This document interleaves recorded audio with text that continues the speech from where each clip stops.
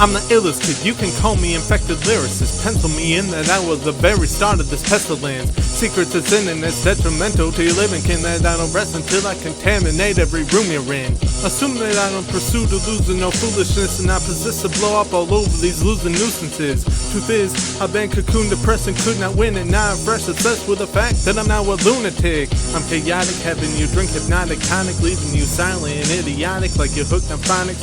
I'm anonymous, though I'm telling you that it's toxic. You better get my atomic brain out of this honest topic.